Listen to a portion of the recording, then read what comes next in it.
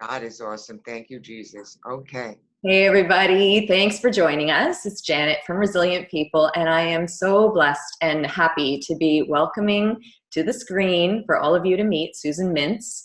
Susan, you will already be familiar with if you've been following the website. She was one of my earlier stories, and she has a phenomenal story, many chapters to her life, and ways that she's managed to overcome huge challenges and bounce back. And I just want to welcome Susan. Thank you for joining me today. Oh, thank you. I didn't take the phone off the hooks. I should, but I did put a note on the door. Do not disturb. Interview in progress. Perfect. That should be good enough. Maybe it'll be our director calling because we're so prophetic. Okay, Susan. So let's get started. So as I mentioned, we've spoken with you in the past. You are an author.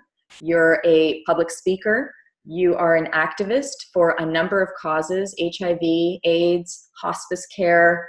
I would love to get started with where you started your activism. Like, where did that begin for you? I think I was born wired to always take on a cause or do something. But I know that in 1981, when I first heard about AIDS and had to approach my husband about it, because our neighborhood, we lived in a very exciting area in Houston. But when I heard about AIDS and most of my neighborhood was being taken out with pneumonia or other conditions, I felt that my husband was a bisexual. I knew that at some point in my heart that things might get rough because he was who he was and I loved him dearly. So that started really in 1981 with me realizing that AIDS was something that people did not know much about, that my husband was a bisexual, that some of his partners were ill, and that we had to make a choice. And we chose a celibate relationship with abstinence. But I became an activist as soon as I heard in 1981 because of my husband's lifestyle. But I loved him for 25 years, though it was just no sexual relationship, which is a big part of it, the last which kept me alive, because I know that God wanted me to do this. This is a mission and a legacy that God wants me to do, to take on HIV. So it's been 37 years. Can you take us back to when you had those feelings of, that he might have bisexual tendencies, that lifestyle? Can you take us back to that time? I can take you back to 1969. We were married on January 11th. He was my best friend, I mean, he was everything to me, though he was not a sexual partner per se. But we got drunk one night in 1968, and I found myself very pregnant, and it was the right thing to do. So we got married, and then we went on our honeymoon 4 months later in Spain in April. And he thinks he might be having tendencies toward being homosexual because he had a couple experiences in college.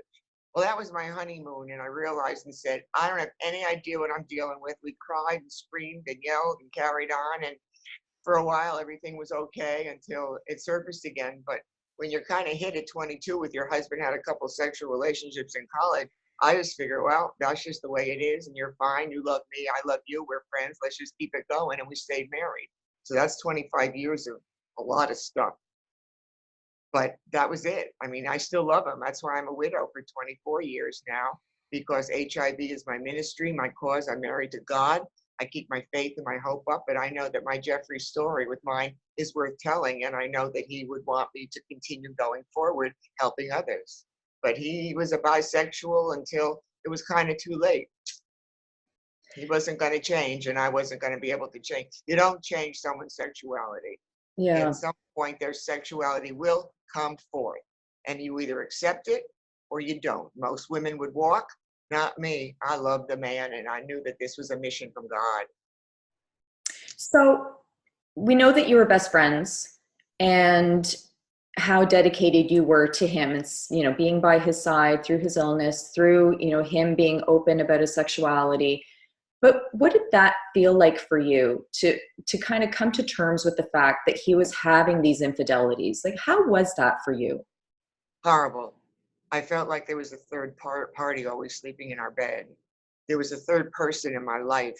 I knew some of his lovers. I didn't know some. They all knew one thing, that he would never have left me. And I knew that. He would never have left me. I would never have left him. I said, you want a divorce? You walk out the door.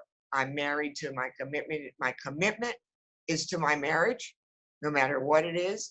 my commitment is to God because I took those vows. So for me, I just knew that there was that third party, and then the third party wasn't a physical party anymore. It was a illness. That third party was that virus that kept spiraling out of control, and more people were dying, and they knew less about it. And I just knew then that, there was no way I could get out, because the other thing I always say in my interviews is that God spoke to me that day, and I threw my head into the toilet and was throwing up when I heard about AIDS on the news, because I knew in my heart. And then I heard the voice of God, and people think I'm crazy, but I hear God in my heart and I hear him in my head. And he said to stay with this man now, because he is going to need you more later than he's ever needed you before. And that was God's words confirming that the choices I would have to make to stay with this man would be the ones I'd have to stay with this man. Yeah, and you right were now committed. because You real. were committed to that marriage, and you Yep. never strayed from it. You stood by his side. Was it your faith that you credit as being your strength? Definitely. I didn't know about where I am in my salvation now, having, been a believer who accepts Yeshua, I've become a reborn. But at that point, being an Orthodox Jew, Reformed Jew, conservative, Christ, let's just say, to get not religious, but Christ never entered my life until 12 years ago. This was all before, when I was just always knew that God was with me. I always knew that faith was the substance of things hoped for, and that you never gave up. No matter what it was that you had to deal with, you don't give up until it's complete. So I always knew that one thing: faith is the substance of things hoped for, the evidence of things not seen. Faith has to be the underlying in the movie, in any interview, any story. Faith and hope and commitment to whatever you give yourself to. Commit 100%. If not, you're not doing it right. What do you remember from the last days of Jeffrey? What do I remember? He never gave up. He fought and fought for over 2 years. He never complained. We cried. We cried. It was terrible to watch someone pass from this illness who was so breathtakingly gorgeous. I used to call him my Greek god. He was everything you could ever want. But to watch him suffer, but he never complained. He kept a great attitude with friends and family. But to watch this happen, I just know that he never gave up until the third bout with pneumonia. And this was in 1994, when they didn't have the treatments like PrEP. They didn't have the real cocktails. They didn't have the meds. So the drugs they were giving him were only helping temporarily. But once you were that ill, or he was that ill with full-blown pneumonia at that point in 92, and there weren't the meds, he came back once, he came back twice, but eventually he knew, I'm not going back in the hospital, Susan. He looked at me across the table. He never had to say one word. He gave me that look, and that look said, I'm tired and I'm done. I called the doctor, hysterical, call hospice. We got to hunker down. It's the end. And that was how it was. But he never complained. His attitude was always positive. His attitude was great. His love for me was so great. His compassion. But he died still, I think, in denial. I don't think he ever truly accepted that he wasn't the perfect child, the perfect husband, he was a perfectionist. If you think I'm a perfectionist, this guy's got me beating spades. He was perfectionist, but everybody loved him. Husbands loved him, fathers loved him, men loved him, women loved him. He never had another woman but me, but everybody loved Jeffrey. I was the one who had the issues, but nobody knew I had issues. I was the issues, but I didn't have the issues. He had the issues, but I acted out everything. What were the issues you're talking about? Oh, I was full of rage and anger and hostility and resentment and rebellion. I was everything you did not want to have. I was water who would find a crack. I was wind that you couldn't harness.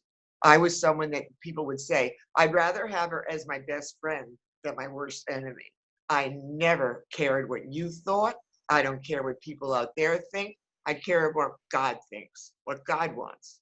That's why anybody that comes along for a movie deal or a series, if you don't have my faith in there, you don't have me. That's what it's about. Faith and hope and love. Love, you can never love enough, no matter who hits you with anything, no matter what you have to deal with. Love it, grow from it. And I love this one line in this movie where it said, don't ask why this happened to me. Ask what it can do to help you. Mm. What can your issues do to help you grow into becoming the person that maybe you are supposed to be through all that adversity? I don't regret one moment of my life with him. I would do it all over again, and I'd give everything I have to be with him one more time. That's why this movie and every interview and everything is so important, because there's someone out there that will see that passion, and I'll be able to reach the millions upon millions of people who don't have that hope, who don't have that anchor, who don't have that support, who don't have that system built in. And if I can help those people by saying, don't you give up no matter what, and you get rid of the people who are negative, and you get rid of all that crap that's in your life, then I'm doing the job God wants me to do. So tell me about the people that you are meeting from, this platform that you've been given and that you've taken with such chutzpah, right? Like, tell me But, about how but tell me about when you're meeting people for the first time, or, in those circles that you're in where you're counseling people and just, giving them advice. Tell me what you're telling them. well, I meet a lot of long-term HIV/AIDS survivors, which is most fascinating because some of these people are 30 years into it. They've been dying. So I meet those kind of people when I speak before long-term survivor AIDS groups, HIV support groups. I find that seniors are so stupid right now, over 55. I find that I can't get to them. I try speaking and did a support group for seniors where I live. They don't accept it. They think that they're never going to contract it. So the seniors I meet when I try to talk to them, they walk because they say, no, I can't have any kids. I'm not going to do this. I'm not going to contract it. Seniors are the #1 group that are contracting STDs and HIV. South Florida, where I live, I meet people who I'm dragged into the health department to get tested, or I know that they're in denial, or especially to say this in a loving way, the African American Hispanic church I'm a member of, and I love them dearly, that there are so many people in the African American culture who are seriously in denial. And those are that men are having sex with men, that they're this and that. And I'm not getting, again, religious or cultural. And if you want to get on me about that, anybody, hey, that's fine. I'm email smin7179 or go to my website. I mean, I just know, though, that there's certain cultures I speak to that are in denial. There's teenagers who are more aware of what's going on. I just spoke before a group at FAU, Florida Atlantic University, of the Black Coalition of of kids from FAU. And I found it so amazing. They knew more about HIV, these college kids, than the seniors I talked to. Wow. So I meet incredibly diverse people, colors, nationalities, but I just see everybody as one person. I never looked at color. And one of these wonderful quotes, and I will just state this, I say, we all bleed red and we all piss yellow. So get over all this nonsense about colors and creeds and nationalities. I believe HIV/AIDS can bring us together. I think it could be a uniter, and people don't understand that. But since it's affecting every ethnicity, creed, color, nationality, religious preference, all of it, it's affecting every dynamic, every human being out there. I believe AIDS is something in our country that, if I'm given that platform, it could unite, because it doesn't care about color or any of that. It just wants a vessel to get in. It only wants to get in, and it's still getting in. And South Florida, by the way, my dear friends, South Florida, from Palm Beach, Broward, and Dade, is the highest rate of HIV new infection rates. And you can Google it, check it. I'm living for the past 10 years. I've lived in Boca 40, since 1985. Let's be accurate. It'll get me on that one. I know that South Florida has been the epicenter for the last 10 years in the rate of HIV new infections. So it hasn't gone away. The one that you see, that big, everybody made this big deal that there was that one person who got cured. That was a bone marrow transplant, and that was a freak of thing. I mean, that was great, but there's no vaccine to it's coming along. There's no going to get rid of it in the next few weeks. You have got to take the protection, get the information, get the education, get the support group. And if you think you're vulnerable, you better get tested, because there are things out there now that can help you that my husband didn't have access to. And PrEP is one of the things I talk about a lot. It's pre-exposure prophylaxis, 1 pill a day, and it is saving lives. So when you started on this on this journey of the activism, what was some of the first organizations that you partnered up with to really get your message out? It was called CAP, the Comprehensive AIDS Program of Palm Beach County. Mm. And then it was the health department itself, and I became HIV, able to test for HIV, and with my best friend, Robert Scott. So I became an HIV, being able to test through our church, but I got involved with CAP. Just people I know who were involved in this. I would say, though, any walks for life that were involved with the hospital that Jeff got, eventually he passed in the house, but he was, had 2 bouts of pneumonia, so I knew the CEOs, I knew the doctors. I mean, I was very rooted in Boca. So I would say the hospital, any walks for life at the hospital. Hospice, I became a 11th hour volunteer for 6 years in the care center at Hospice by the Sea, which is now Trestbridge in Boca. And so I was there every night, Monday nights, Thursday nights, holidays. So hospice, all their black tie events, all their events. So it was hospice and CAP and the health department, Walks for Life. I threw myself into it, and it only continued to grow more and more and more. And what's the response been like? The World AIDS Museum is powerful. If anybody hasn't gone or check out their website, it's the only one of its kind in the country, and it is all the history of HIV AIDS since 1981. So the World AIDS Museum I'm involved with now too. And then I'm getting ready with Rob to launch something extremely special through the health department in Palm Beach County. And if it goes the way it could go statewide, nationally, and help everybody. So who's HIV positive goes through a certain thing. So I'm excited because that's my latest project. But I'm always going to keep working toward the movie or working toward a series or getting my story to the world. But every opportunity like you, anything that comes along, anyone that comes along, take advantage of it because you're doing God's work. You and I met, we're doing God's work, just talking and meeting again like this. Do the Lord's work, accept his message. If you don't, you can run from the message, but the message chooses you. You do not choose your message. You do not choose any of it. God gives it to you. If you want to run from it, run. If you want to hunker down, you do not know how the last chapter of your book is going to turn out. Yeah, you got that right. Susan, I want to ask you, so because you've been involved in this from pretty much the beginning of when all of us have been, as you said, you were watching the news one night, you heard about AIDS and how it was, ravaging communities. So do you feel encouraged now that it's 2019 in the direction that it's going in, except for the fact that I know that a lot of your message focuses on abstinence, right? So there are 2 different prongs there, but do you feel encouraged with the research and the fact that people are living longer with HIV? Tell me about that. Your thoughts on where things have kind of gone. It's kind of for me a catch-22 because of the new medications like PrEP. People can live long and healthy lives. There's no doubt about it.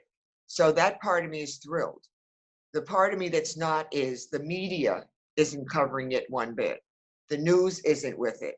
It goes here. It's almost like it's a national holiday because it's World AIDS Testing Day or it's World AIDS Day or it's almost like it's become, well, let's take the day off. I do not know what they're doing in research. I know the medications are terribly expensive. The pharmaceutical companies are still getting filthy rich. That part of me wants to say that Big Pharma is not going to find that cure because they want to keep you ill about a lot of things. And I'll say that nationally. I think the drug companies make much more money on you being sick than well. Because if you're sick, your insurance doesn't pay. Well, you're going to either get sicker or you're going to find a route. With HIV and AIDS, am I encouraged because there's another medication or there's other treatments and that there's more? I mean, you can Google stuff. You can do health. In the 80s, there wasn't a lot of information. There's still the ways that transmission is that changed. There's still the 5 modes of transmission. There's new medications. There's new, but as far as I'm concerned, the media has become lax. And as far as I'm concerned, that pharmaceutical companies should be ashamed of themselves that they are not giving away these medications to people who they know many times have nothing. These are some of the poorest of the poor in some of the rural, urban areas. These are some of the kids that'll never stand a chance in the system. These are people who are seniors, who are not being able to afford everything. I'm involved with people who can't afford medications living in the senior city, so a senior sector, community. So I see that as real. So for me, the pharmaceutical companies, the insurance companies should be held accountable. HIV should be more affordable, the medications for people. And that bothers me terribly. There should be more on the media about it. And I know if a movie or I get this series or something comes with my story, that's the platform.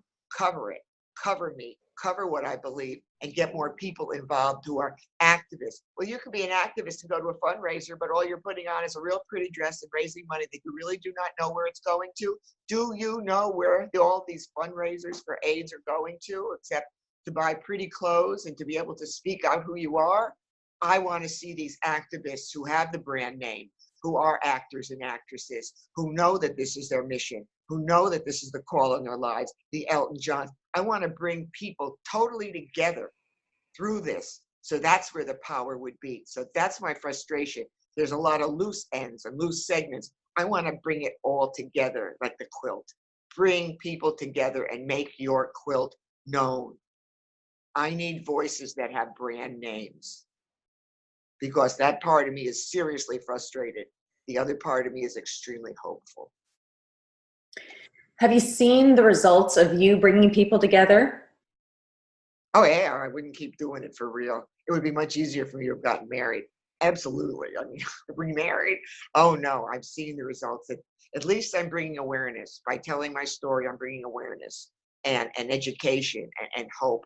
I'm bringing something to the table. It may not be everything, but I'm bringing what I can to anybody's table who wants it. Okay, I want to just throw out a quote that I heard you say, and I just want to get you to wrap up on that. You can't escape the tragedy, but it's what you do with it. So if we've learned anything from the article I wrote about you and the discussion that we've just had, is that you are the perfect example of somebody who is triumphed over tragedy. So what advice would you give to other people who need to hear that? As soon as you're born, you're going to be hit with a whole lot of stuff. I don't think any one decade is better than another. And I think that unless you truly stay determined, focused, disciplined, but sow your oats while you can, but sow good oats. And I can't really even remember now the question you wanted, because I'm so out there right now with you. I'm chilled to the bone. I'm so happy. Tell me the question one more time, because I know I got off on talking it. about people who need to learn how to triumph over tragedy, the way that you've been the perfect example of. How can they do that? Well, you have to want to. Number one, you have to believe that this is something that's going to help people. If you don't believe that what you've been through can be put into a positive light, that can shed light, that can impact others, then it's not going to work anyway. You can go run away from, you can drink yourself, you can smoke yourself, you can eat yourself. I mean, you can do all the things that are addictions and abuse and blame everybody else in your life for everything. You are on your own journey. You make it what it is. It's going to be rough at times. It's going to be excruciating at times. You're going to think there's no end in sight, that there's no light at the end of that tunnel. There is. But again, you had better know that you're on a mission, that in the scheme of things, once you're gone, you're not really, you're important. But unless you've seriously done something to leave this world in a better place with something you have done, and I don't mean you, me, that type thing, but to leave something in this earth that could impact so many people generations later, that you stood for something, that you took the message, you took the pole, you took the flag, you took the thing, and you went with it. Don't stop in the middle of your book. You are a book. Mine happens to be Committed to Love, or The Hospice Heart. SusanMintz.com. Please go to my website where I can get that in. But you are your book. Do not stop at chapter 15 if there's 24 chapters. Don't stop because the first chapter is rough. Put the book down, deal with it, then move to chapter 2. Don't rush your life. It'll rush itself. But never give up hope that God has a plan for you, and it's a good one. And man, I'm 72, going to be 73. I still don't have all the answers and know all the stuff he's got for me. But on today, I'm meeting with you on a Zoom thing that I didn't even know how to do 10 minutes ago.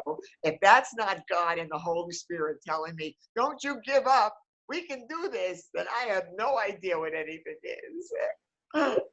I do look good. I love this wig. You look amazing. Yeah, Susan. boy.